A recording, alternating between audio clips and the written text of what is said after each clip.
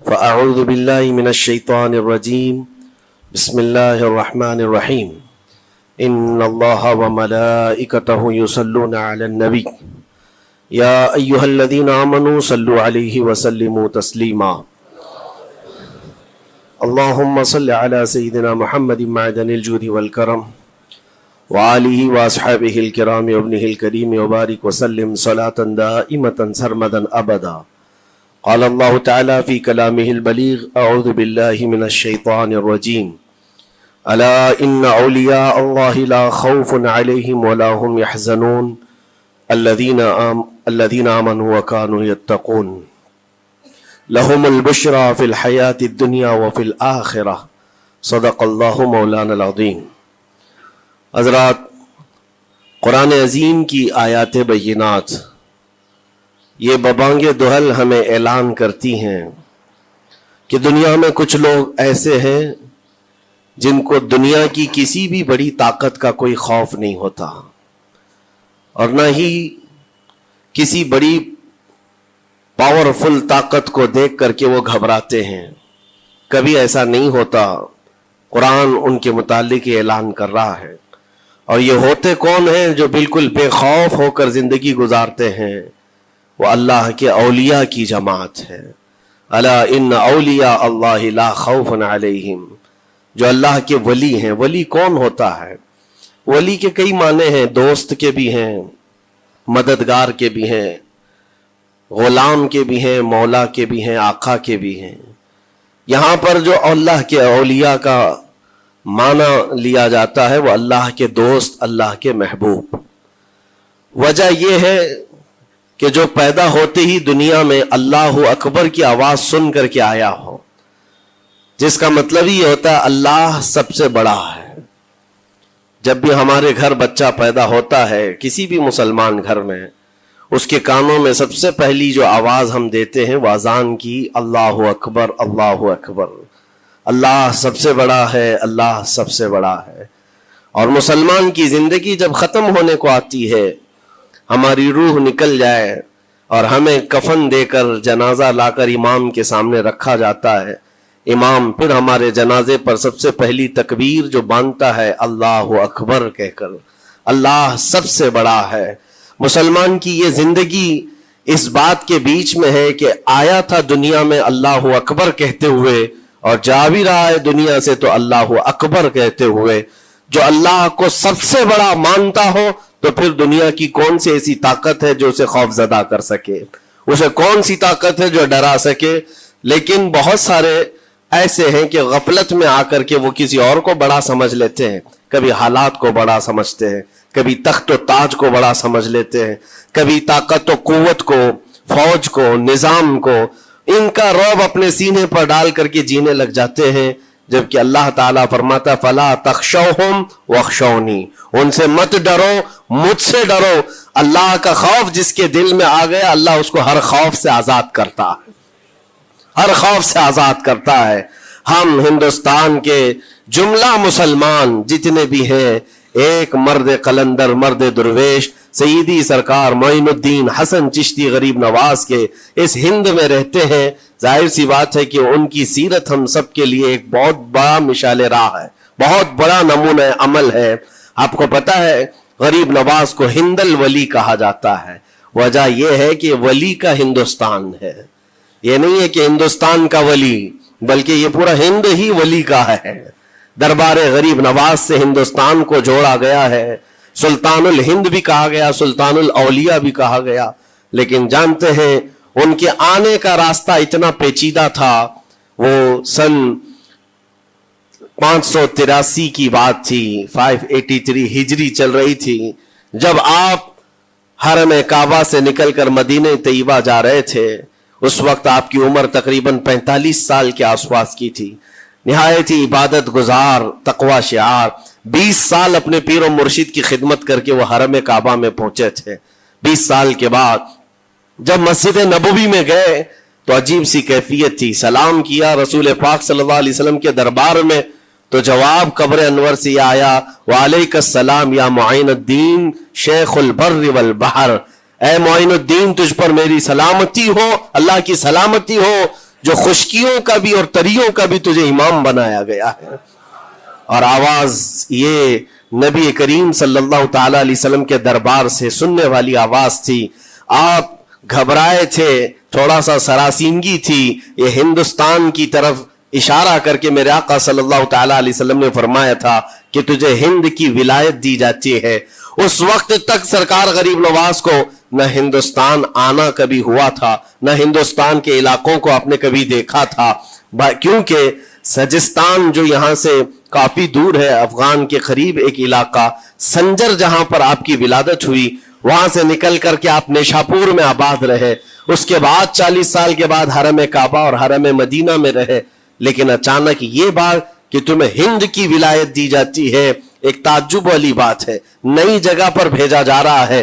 آپ دوبارہ شام میں نبی پاک صلی اللہ علیہ وسلم کے دربار میں حاضر ہوئے اور سلام پیش کرنے کے بعد, کیونکہ یہ خوشی کی بات تو سب کے لیے تھی کہ ہندوستان کو اللہ تعالیٰ ایک عظیم ولی بھیج رہا ہے, لیکن جس کو بھیجا جا رہا ہے وہ بے قرار تھا, بے چین تھا, کیونکہ نہ راستے پتہ ہے, نہ ملک کے حالات معلوم ہے. بارگاہ مصطفیٰ صلی اللہ علیہ وسلم میں دوبارہ جب حاضری ہوئی, عرض کیا آقا آپ کا حکم, اس کی تعمیل کے لیے بندہ حاضر ہے, لیکن نہ یہ فقیر ہندوستان کے راستے دیکھا ہے, نہ وہاں کے حالات معلوم ہے. حضور پاک صلی اللہ تعالی علیہ وسلم کے دربار میں یہ اپنی بپتا سنا رہے تھے, داستان غم سنا رہے تھے. غنودگی طاری آ گئی, یعنی نیند سی کیفیت آ گئی, اور بارگاہ رسول صلی اللہ علیہ وسلم میں ایک دیوار پر ٹیک لگا کر جیسی ہی آپ کی آنکھیں بند ہوئی, رسول کریم صلی اللہ علیہ وسلم تشریف لائے اور اشارہ فرما کر پورے ہندوستان کے نقشے آپ کے سامنے کھول کر رکھ دیے, اور پھر غریب نواز کو یہ بتایا بھی کس جگہ سے تمہیں سفر کرنا ہے, کیسے تمہیں جانا ہے, اور کہاں تمہارا مسکن ہوگا. سرکار غریب نواز فرماتے ہیں اس ایک خواب میں میں نے رسول کریم صلی اللہ تعالی علیہ وسلم کے ہاتھ میں اجمیر کے پہاڑ بھی دیکھ لیے, وہاں کے قلعے بھی دیکھ لیے تھے جو موجود تھے. اور اس کے بعد پھر کس بات کا خوف ہے, کس بات کا ڈر ہے؟ جنہوں نے راستے بتائے ہیں وہ ہادی رسول, وہ ہادی عالم ہے. نبی پاک صلی اللہ علیہ وسلم آئے ہیں پوری کائنات کو راستہ دکھانے کے لیے, اور جنہوں نے غریب نواز کو ہند کا راستہ بتایا ہو, پھر ڈر کس بات کا؟ جب آپ بیدار ہوتے ہیں تو اپنے ساتھ 40 قطب اس اولیاء کرام کی جماعت لے کر مدینہ طیبہ سے سفر کے لیے نکلے تھے. میرے عزیزو, اب بات یہاں آتی ہے, اسی لیے مدینہ طیبہ سے یہ پورا پلان ہوا ہے, مدینہ طیبہ سے بھیجا گیا ہے, مدینہ طیبہ سے پلیسمنٹ ہوا ہے. اسی وجہ سے آج تک تاریخ غریب نواز کو عطائے رسول کہتی ہے. عطائے رسول ہے, رسول اللہ کی عطا ہے, ہندوستان والوں کے لیے خاص عطا ہے میرے آقا صلی اللہ علیہ وسلم کی. جب وہ سفر کے لیے نکلے, سن 83 سے چلے تھے, تو یہاں ہندوستان پہنچتے پہنچتے آپ کو 87 یعنی 4 سال کا عرصہ لگ گیا تھا. 4 سال کے عرصے کے بعد آپ پہنچے. میرے عزیزوں, نہ پلینوں کا سفر, نہ جہازوں کا سفر کہ اڑ کر کے ادھر سے ادھر آ گئے. وہ تو پیدل قافلہ نکلا تھا, درویشوں کا قافلہ تھا, اور وہاں مدینہ طیبہ سے نکل کر بغداد پہنچے. بغداد میں اولیاء کاملین کی صحبت پائی, وہاں سے پھر نیشاپور, پھر اس کے بعد ہرات, اور افغان کے علاقے ہوتے ہوئے لاہور پہنچے. لاہور میں سرکار داتا گنج بخش عالم رحمت اللہ تعالی علیہ کے دربار میں چلہ کشی فرمائی, وہاں سے دلی پہنچے. یہاں یہ پورا جو راستہ ہے 4 سال کا, میرے عزیز و تاریخ میں ہے. سرکار غریب نواز جس راستے سے چلتے جاتے تھے, جو کافر یا مشرک بھی دیکھتا وہ دائرہ اسلام میں داخل ہو جاتا نا. نور الہی, نور وحدت کا ٹکڑا آپ کی جبین اقدس پر ایسا چمکتا تھا کہ لوگ جو آتے وہ پھر آپ کی صحبت سے دور کوئی جاتا نہیں تھا. دلی میں جہاں آپ آئے, یہ ایک عجیب اتفاق ہے, اس وقت کھانڈے راؤ ایک بڑا راجہ تھا, اس کا قلعہ تھا, اس کے سامنے ہی آپ نے پڑاؤ ڈال لیا. سرکار غریب نواز رضی اللہ تعالیٰ عنہ کی یہ داستان, یہ تاریخ, وہاں پر آپ نے اپنا پڑاؤ ڈال لیا. اور ان بت پرستوں کے لیے ایک بڑا پیچیدہ مسئلہ تھا کہ ایک درویش آیا ہے. ایک بات میں آپ کو بتاؤں, یہ جو تعصب آج پھیلا ہوا, یہ زہر پھیلا ہوا, یہ آج کا نہیں ہے, یہ باپ داداؤں کی پشت میں بھی ان کے موجود رہا ہے. اسلام اور مسلمانوں کے خلاف زہر مشرکین کے دلوں میں یہ بہت پرانی چیز ہے, نئی نہیں ہے, بہت پرانی چیز ہے. तासुब दिलों के अंदर कुढ़न रखना और कभी एक्सेप्ट ना करना, ये सरकार गरीब नवाज जिस दिन हिंद में कदम रख रहे उसी दिन से आपने इसको फेस किया है, उसी दिन से आपने इसको देखा है। और वहां पर खांडे राव की जमात ने बहुत कोशिशें की कि ये दिल्ली में दाखिल हुआ, यहीं से इनको खत्म कर दिया जाए, निकाल दिया जाए। लेकिन अजीब इत्तेफाक ये है कि ये जो जमात आई थी सरकार गरीब नवाज के साथ, न इनके हाथों में तलवार है, न भाले हैं, न चाकू है, न छुरी है, ये तो गुदड़ियां पहनी हुई दुर्वेशों की जमात थी। गुदड़ियां पहनी हुई दुर्वेशों की जमात जो झोले में सूखी रोटी रखते थे और पानी में भिगोकर खा लिया करते थे। इनके पास न कोई हथियार है, न कोई सामान है, हर सामान जंग है। इनको निकाला जाए तो किस बात से निकाला जाए, हिम्मत भी ना होती थी। यहां तक कि जो आपको वहां से जाने की बात करने के लिए आता था, थोड़ी देर महफिल में बैठता और खड़ा रहता और कलमा पढ़कर फिर मुशर्रफ ब इस्लाम हो जाता। दिल्ली के अंदर एक दिन के अंदर 1000 लोग इस्लाम में दाखिल हुए थे। सरकार गरीब नवाज रज़ियल्लाहु तआला अन्हु ने तलवार से इस्लाम में दाखिल नहीं किया है, ना ही किसी को डरा धमका करके। वो सूखी रोटी खाने वाले किस बात से डराते लोगों को? उनके पास कौन सा एटम बम था? यहां मौजूद जो राजे महाराजे थे उनके पास फौज भी थे, हाथी भी थे, घोड़े भी थे, सब कुछ था। लेकिन आने वाला मर्द कलंदर क्या लेकर के आया था, तारीख में बताया जाता है ये वो जमाना था जब शिहाबुद्दीन गौरी हिंद के ऊपर हमले करके यहां पर आने की कई मर्तबा कोशिश किया। ये अफगान का बादशाह था शिहाबुद्दीन गौरी, जब हिंदुस्तान पर कई मर्तबा हमले करके नाकाम लौट रहा था, बीच रास्ते में इन फकीरों की जमात से बादशाह की जमात की मुलाकात हो गई। सिपाही जा रहे थे शिकस्त खाकर और ये दुर्वेशों का काफिला इधर आ रहा था। देखा पहचानी सी सूरतें लगती हैं, जाकर के एक सिपाही ने पूछा, बाबा आप लोग कहां जा रहे हैं? तो बाबा जो जमात में आ रहे थे उन्होंने कहा हिंदुस्तान फतह करने जा रहे हैं। बड़ी बात है, गुदड़ियां पहने हुए, पैवन लगे कपड़े हैं, झोलियां लटकाए हैं। और उसने देख करके कहा मारा सिपाही ने, कहा ये देखते हो हमारे बादशाह की फौज है, इसमें हाथी घोड़ों की तादाद देखो, जरा सामान जंग तो देखो, इसमें नेज़े तलवारों की छनक तो देखो, और आप ये चंद फकीरों की जमात लेकर हिंद फतह करने की बात कर रहे हैं। तब सरकार गरीब नवाज के कानों में आवाज आई तो आपने कहा उससे कह दो फर्क यही है, तुम जब लड़ने के लिए जाते हो तो यही हाथी घोड़े और तलवारों के भरोसे जाते हो, मोइनुद्दीन सिर्फ अल्लाह उसके रसूल के भरोसे जा रहा है। हमारे पास जो ताकत है वो अल्लाह उसके रसूल के साथ होने की ताकत है।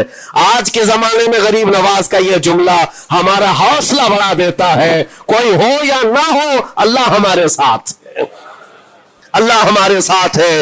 हालात जितने भी बदलते जाएं, लेकिन मेरे अजीजों अल्लाह हय्य क़य्यूम हर चीज को देख रहा है, उससे कोई चीज गाफिल नहीं है। बाज लोगों ने ये शोशे छोड़ना शुरू कर दिए कि अब इनका मुस्तकबिल क्या होगा, अब इनका फ्यूचर क्या होगा, नई हुकूमतें आएंगी, नया निजाम आएगा, अब तुम्हारी न मस्जिदों की खैर है, न मीनारों से आवाज आएगी, न तुम्हारी अजानों का और न ही तुम्हारे नमाजों का कुछ फ्यूचर है। ये सब बातें उन लोगों के जरिए से आ रही है जो किसी के फजला खार हैं या किसी के इलेक्शन के पैसे खाए हुए लोग हैं। मैं कहता हूं जो सच्चा मोमिन है वह इस बात पर अहद करता है, करबला की सरजमीन पर भी अजान की आवाज बंद ना हो सकी थी, जहां बहता खून भी बता रहा था इस्लाम जिंदा होता है हर करबला के बाद।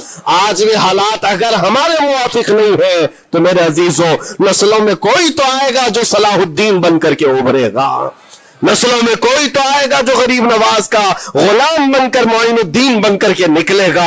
इसलिए कि हालात हर वक्त एक तरह के नहीं होते, हमने तारीख देखी है और रब ताला का कानून है, कभी बादशाहों को फकीर बना देता है और कभी फकीरों को बादशाह का मनसब अता कर देता है।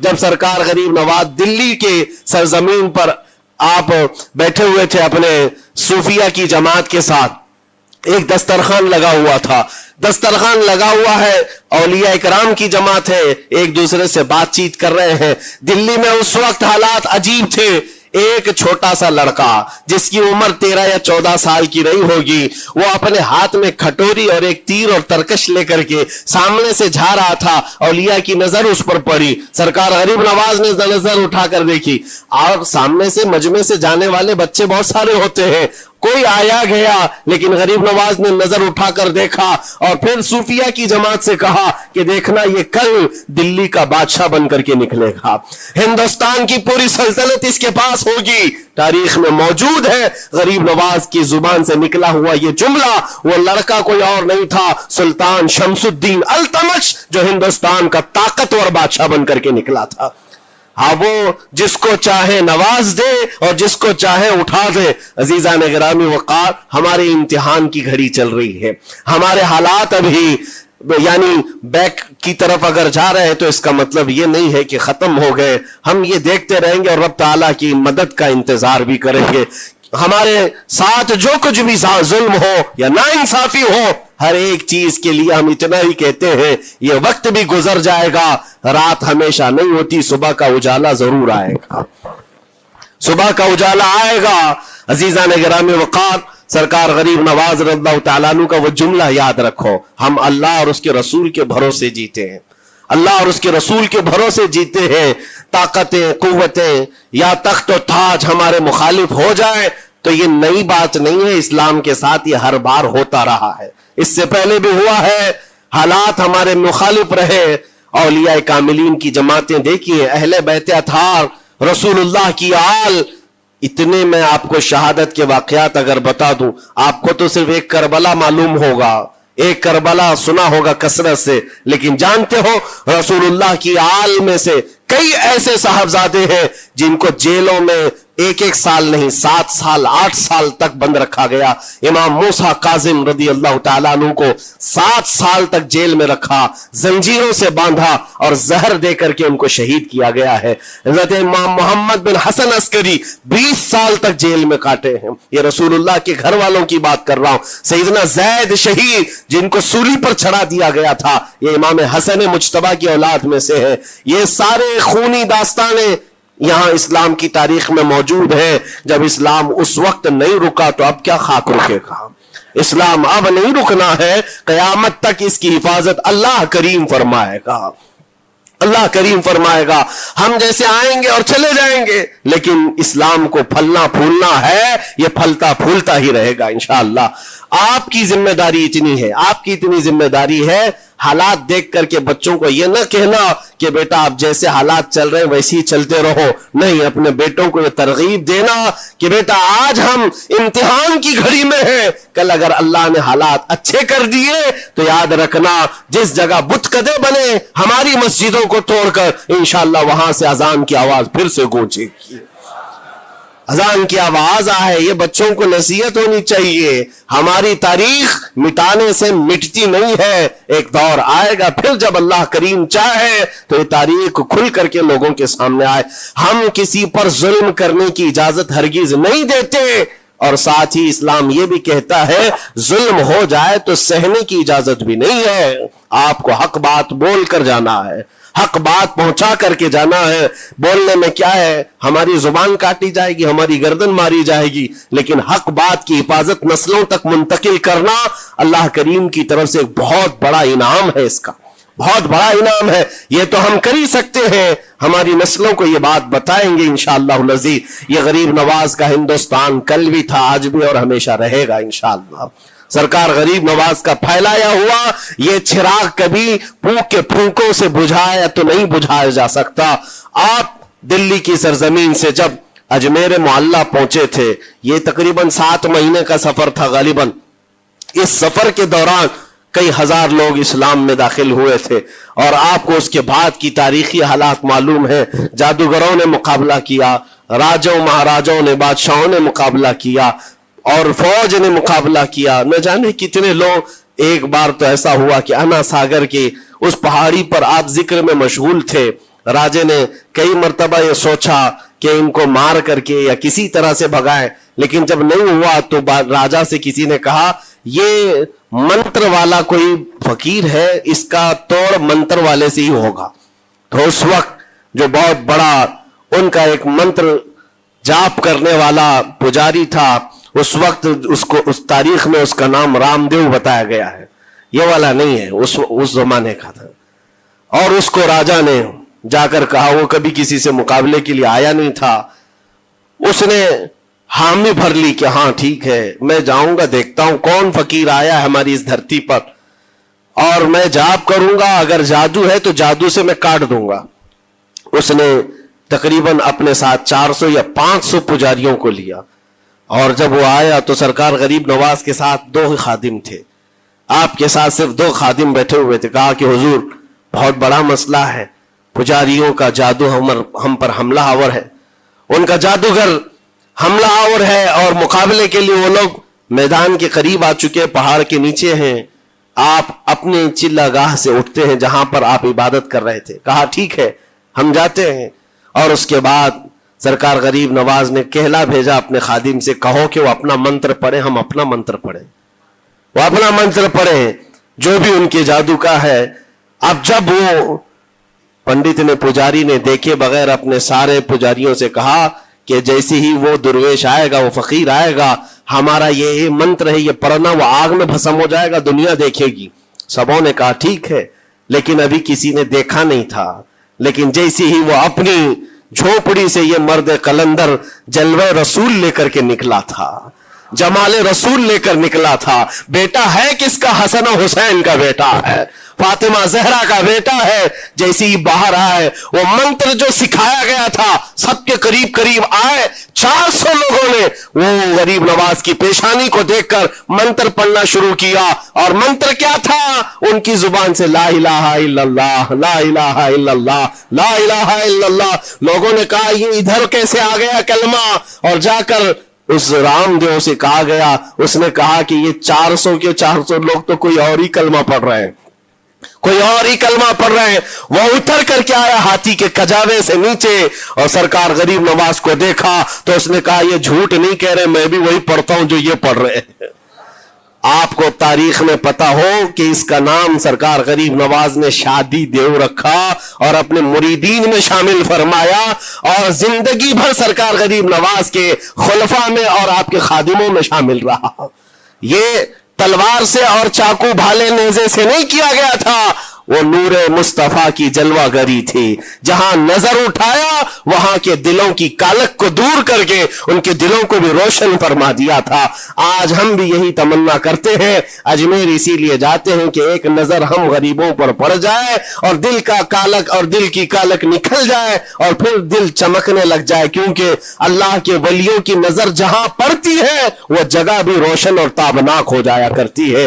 मौला करीम सरकार गरीब नवाज की निस्बतें जिंदगी भर हमारे साथ कायम व दायम रखे, और फिर अपनी नस्लों को भी अल्लाह ताला उनकी गुलामी में शामिल रखे। अजमेर हम जा ना सके, लेकिन यहां से हम ये इल्तिजा करेंगे गरीब नवाज के दरबार में, ख्वाजा हिंद वो दरबार है आला तेरा, कभी महरूम नहीं मांगने वाला तेरा।